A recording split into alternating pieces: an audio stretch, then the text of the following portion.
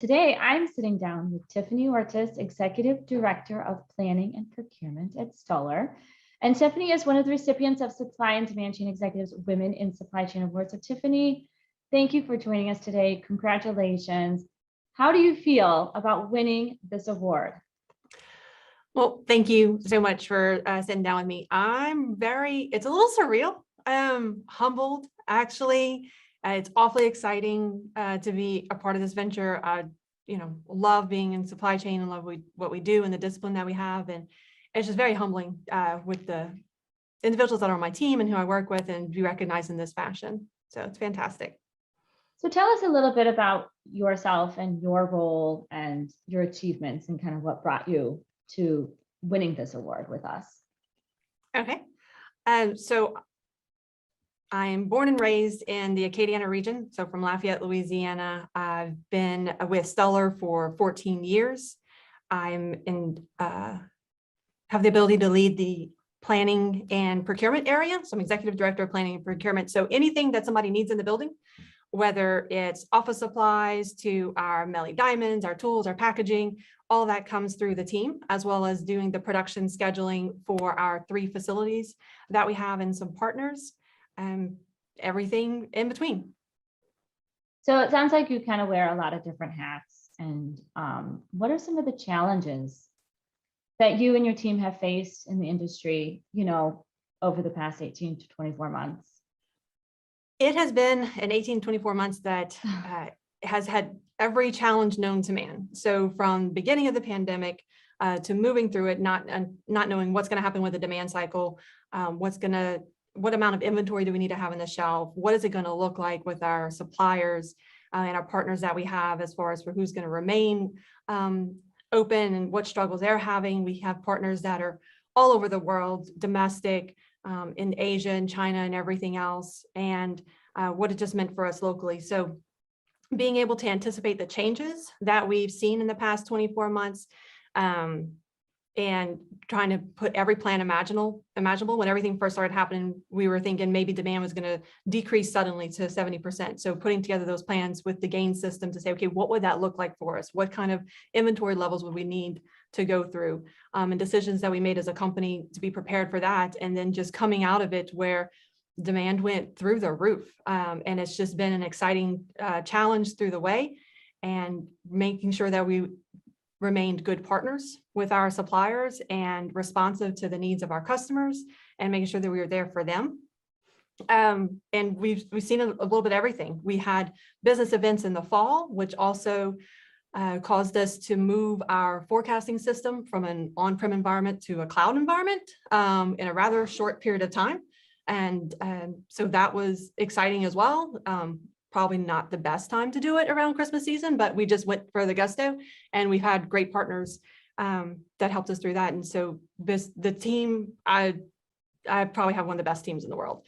They're just phenomenal, and they're perfect at what they do, and they're responsive. And without them, it would have been much more challenging than what we went through.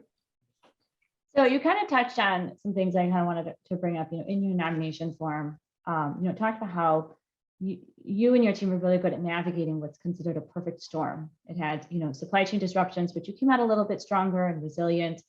You had, a lot of challenges, especially with dealing with relationships overseas. Knowing that, what's ahead, what is kind of your advice, and what have you been doing to kind of make sure that you establish stronger relationships with suppliers outside of, some of these countries that are being impacted? Absolutely. So to me, it's about the agility and the relationship building and really relying on your analytics, right? So being able to move from plan A to plan B at the drop of a hat if need to, and anticipating those changes, and knowing that you have those strong relationships, that's really helped us with a lot of our partners, that we've maintained those relationships, as well as how we perceive ourselves with our customers, to make sure that we can always take care of them and be there for them.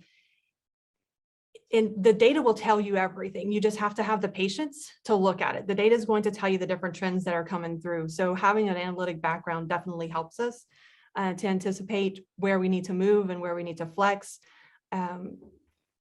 and building the plans around that. And that's really how we envision it going forward as well.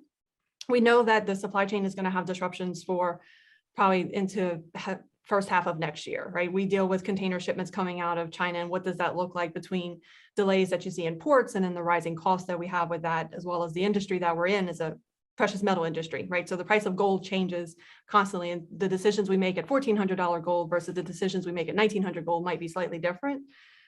So it's thinking about all those items and just making sure that you ask the right questions and you stay focused and diligent and just relying on the data and being agile.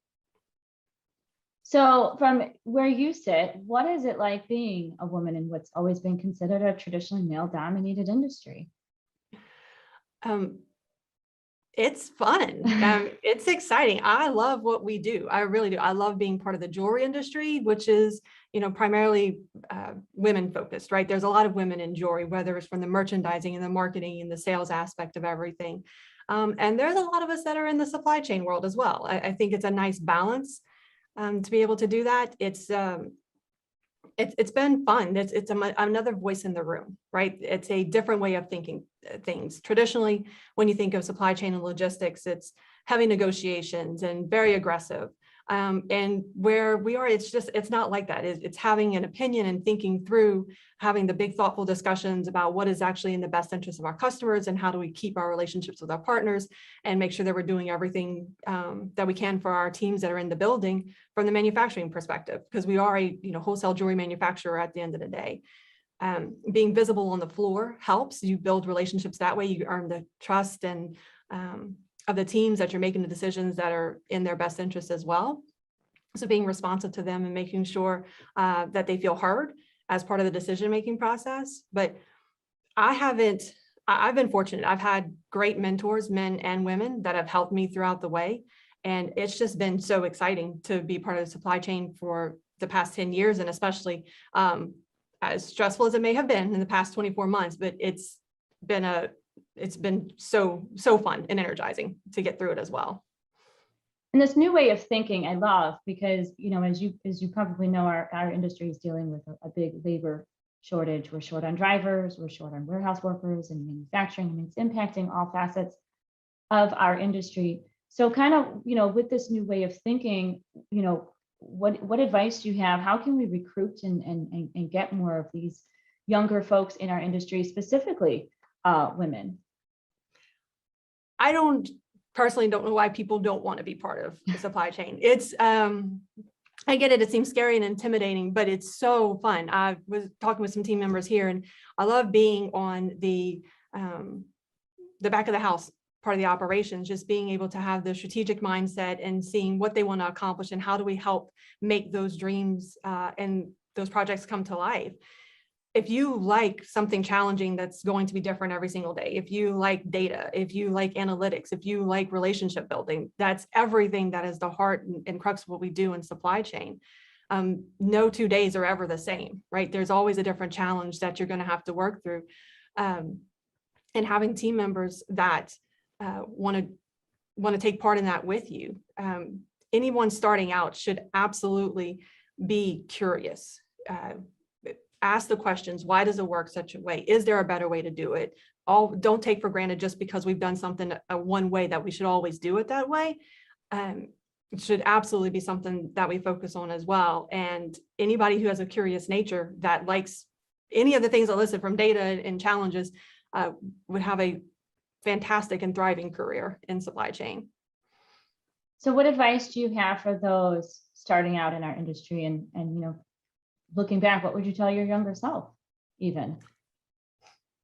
So my younger self, I would probably say, get out of your own way, right? So as females, we tend to get in our own heads more about what we cannot do, or reasons why we would not be successful in something, or that we might be intimidated by something.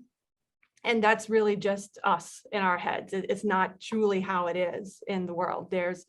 Our opinions are valued, our thoughts are respected. What we bring to the table is just a different mindset. And so once you can get out of your own head and allow yourself to naturally be part of those discussions and not be scared to share your opinions, you'll have a thriving career. And the curiosity, I think, is the biggest thing as well. You have to be curious. Is there a better way to do something? Is there a different path that we should take? Or don't just accept that we've always done something a certain way and it should always continue.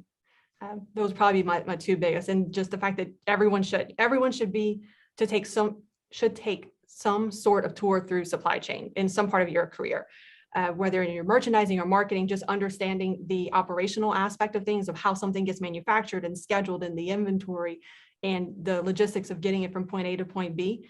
It just helps put that picture together so much better, in my opinion. And you're so right on so many aspects, and I love all of that. You know, if so, looking at this award in particular, what does winning this award mean to you and your team over at Stuller? It's 100% about the team that I have. I would not be able to do anything without them. They're the heart and soul of what we do every day, whether it's my direct team from the planning and production area, or the accounts payable team that I have, the inventory control team, our supply chain compliance team. All of those kind of fit under my umbrella. Without any of them, none of this would be possible. The past 24 months of our business wouldn't have been possible without their dedication and their hard work. And then we're just one part of this great network that we have here. Our manufacturing areas are phenomenal. Without the hard work and perseverance that they've put through in the past 18 months, we wouldn't have been as successful. So even though it may be my name or my recognition at the moment, that it's not just me, it's the 1,200 people under this building that really allow this, and what we've been able to accomplish in the past 24 months. That's what makes it even more meaningful. Well, thank you, Tiffany, for all that you do. Thank you to your teams for all that you do. The supply chain industry is just a very, very important piece of any puzzle in our life. And so I appreciate everything you guys are doing. Again, I'm with Tiffanie Ortis, Executive Director of Planning and Procurement at Stuller, one of the recipients of Supply and Demand Chain Executives Women in Supply Chain Award. Congratulations again, Tiffany. So excited for you and your team. And to learn more about Tiffany, go to stcexec.com. Thank you very much.